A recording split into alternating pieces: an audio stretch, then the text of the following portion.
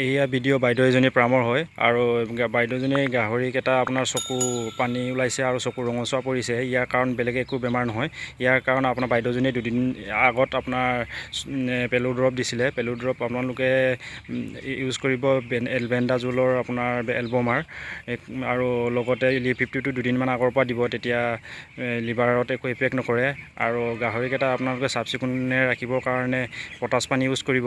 নে অলপ লেতেৰাকৈ ৰাখিলে ইনফেকশ্যন হোৱাৰ কাৰণতো গাহৰিকেইটা চকুত এনেকৈ ৰঙচুৱা হৈ পৰিব পাৰে। পটাছ পানী দি চকুটো মাৰিব পাৰিব আৰু এনেকৈ চাফ চিকুণকৈ ৰাখি আৰু গাহৰিকেইটা চাফ চিকুণকৈ ৰাখিলে খাব ব'ব ভালকৈ মন কৰিব জেগা আৰু গাহৰিকেইটা আপোনালোকে বুক বঢ়াবৰ কাৰণে বিলামেল আৰু দিব পাৰে, ইনজেকশ্যন কৰিব পাৰে। আৰু বিভিনেল প্লাছ বুলি আৰু এটা আছে ইনজেকশ্যন, এইটো আপোনাৰ বি কমপ্লেক্স ভিটামিনৰ ইনজেকশ্যনো হয়, লিভাৰো হৈ যায়। আপোনালোকে এইটো ইনজেকশ্যন কৰিব পাৰে, তেতিয়া গাহৰিকেইটা বুকটো বাঢ়িব।